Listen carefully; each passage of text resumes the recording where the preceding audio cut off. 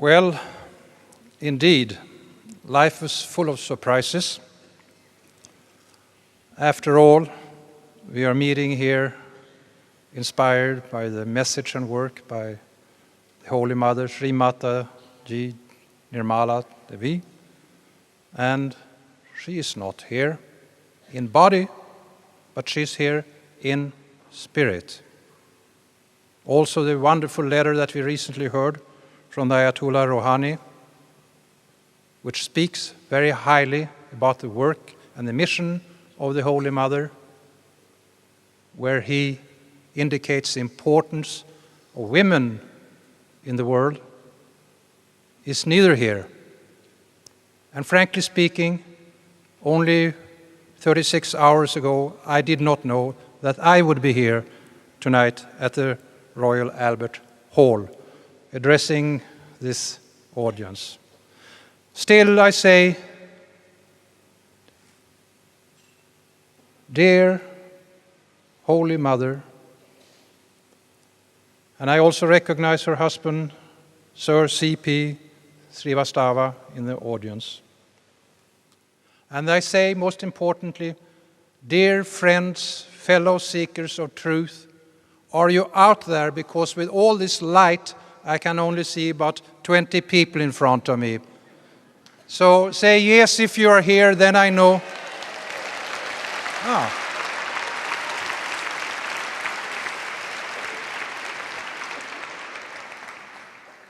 Now I can see you and I can hear you as well as you can see and hear me. With that said, I want to say, I have a vision. I have a vision for the world that is better, safer, and saner than the one that we presently are experiencing. It is a world where people live in harmony and peace with themselves and in harmony and peace with nature. Now, those words are vast. It's a bold vision. Do I have a practical way of going from vision to reality? Yes, I will share that with you. And I will share it and indicate the tone of the meeting by 10 small words. And they indicate how this global world transformation shall be undertaken. And they are right thoughts, right words, right deeds, right here and right now. The key word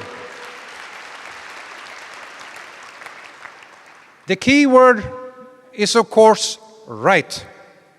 This world is fighting about what is right. What is right to you might be wrong to me, or vice versa. It's a gray area. So we need a reference point, so we can distinguish between right and wrong, and between truth and lie. Tonight, Sri Mataji will show us what is right.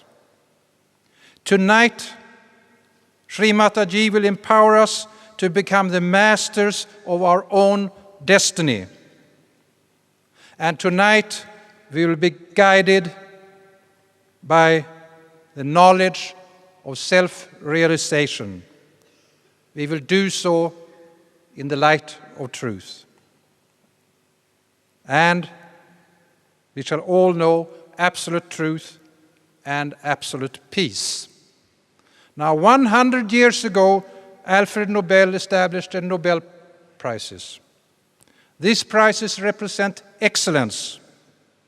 We have prizes in chemistry, physics, medicine, literature, and peace. Of those prizes, I hold the Peace Prize to be the finest. And I want to tell you that Alfred Nobel listened to a woman. He listened to his secretary, Bertha von Suttner, in Paris 100 years ago when she said, "Dr. Nobel, you should use your vast fortune for betterment of the world." Tonight, we are listening to another woman. We are listening to the message of Sri Mataji. However, I'm very much inspired, first by my uncle, and later on you will hear by Sri Mataji. Alfred Nobel talked much about peace. He was frightened that his awesome explosive dynamite, which cleared up land for harbors and tunnels, could also be used for warfare. Today, in the arsenal of military systems, it's like a small firecracker. But at that time, dynamite was the most awesome destructive material. Now, Alfred Nobel thought basically about peace as absence of war. But I assure you that peace is much more than absence of war. And I see that peace exists in 4 specific areas. The first area is the peace that an individual has in him or herself. How do we treat our mind, our emotions, and our feelings? How do we treat our body?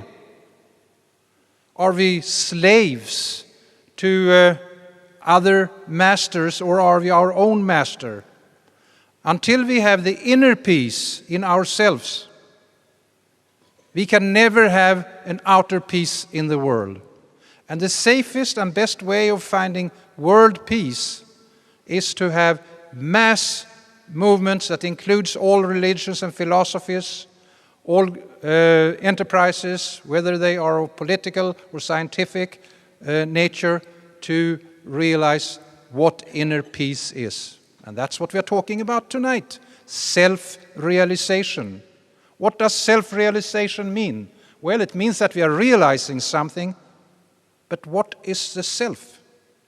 Ladies and gentlemen, the self in us is the divine cosmic powers that exist in each and every individual, but which is dormant in most people around the world. The spiritual leaders from ancient laws, they knew about this, and they spoke about this.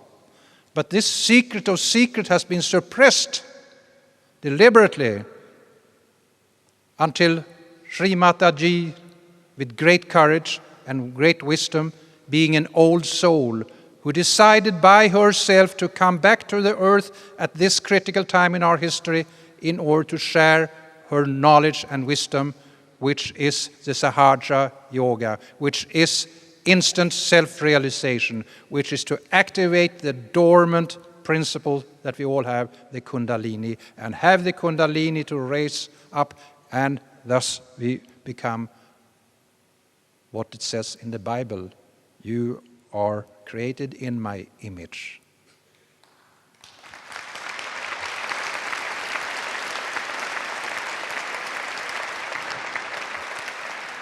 That was the first category, first sphere of peace, the one we have in ourselves. The next one is the peace that we have among each other, in the family, in our community, in our nation, that we have peace with other ethnic groups and with other religions, that we really become true, what I call active listeners. And as active listeners are able to put ourselves in the place, in the shoes of the other party. Only then, when we have the outlook from their perspective, shall we understand what they're trying to say. We are always talking. My dear wife, who's not here tonight, she said, "Klaus, you talk too much. You don't listen." I have started to practice what she calls active listening. The third sphere is the sphere that pulled me in originally. After all, I'm a European Swedish businessman. Why am I up here speaking the language of spirituality and saying that that is where the hope of the future exists? I'm doing so because I have a deep and profound reverence for nature. As the Nobel Peace Laureate Dr. Albert Schweitzer said, after he had worked and worked trying to distill a phrase that contained everything that he knew, everything he wanted to say through his philosophy, Dr. Albert Schweitzer coined the phrase, reverence for life. Nature is nothing but a plethora of examples of life in its multifaceted version. And I tell you, dear fellow seekers of truth, we humanity today, in our ignorance, in our greed, and in our lust for power, we are in the process of destroying the very thing that makes this planet unique, and that is life on Earth.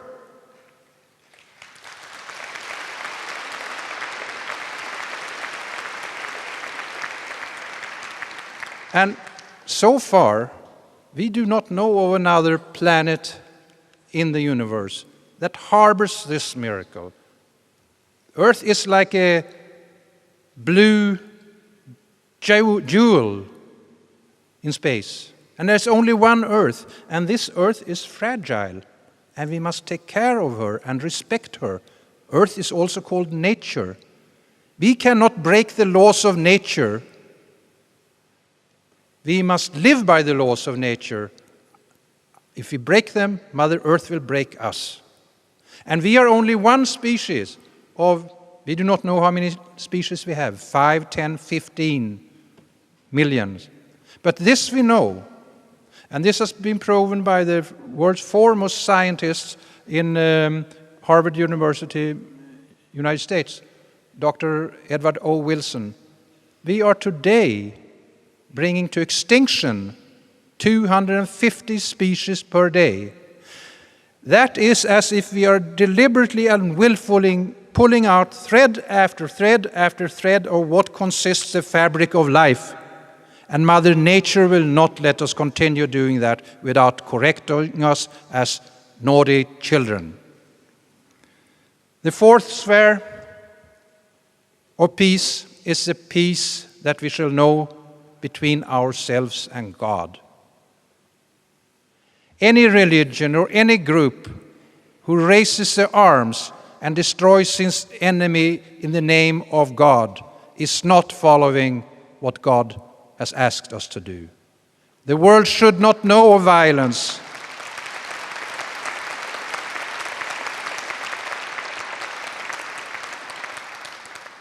And the world should not know of war. I call, as we earlier heard, these four spheres of peace, earth ethics. And tonight we will hear more from the Holy Mother, how we shall have a reference point, how we can distinguish if we have a charlatan and a fraud in front of us, or if it's a genuine, honest person.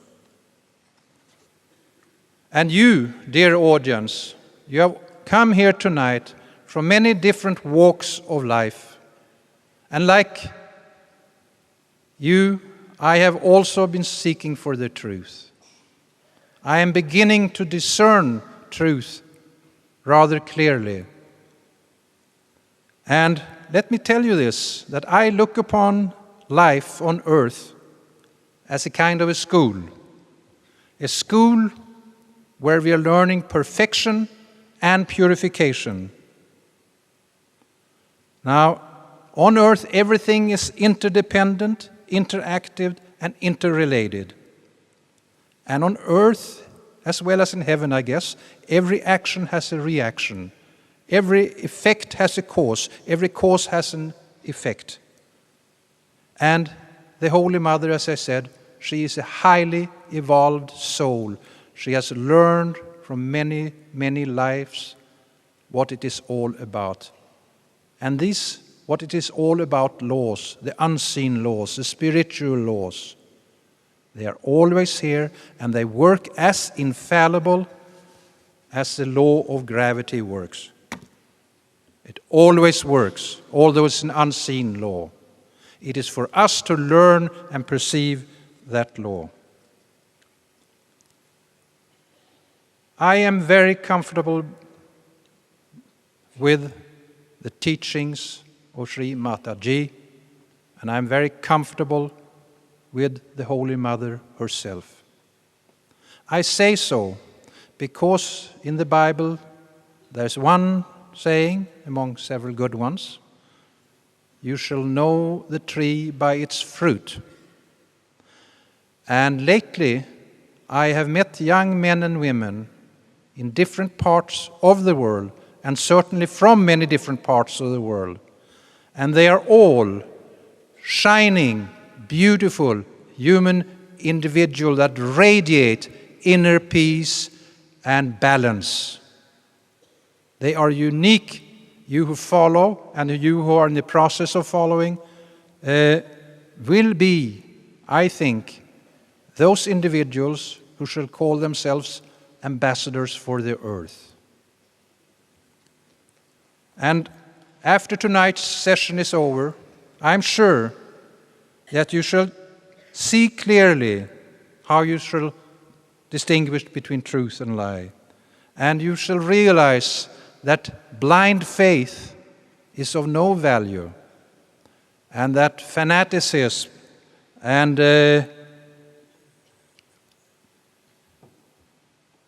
take up violence as the last argument is of no value. Eventually, those things will bring you unhappiness, they will bring you conflict and potentially war.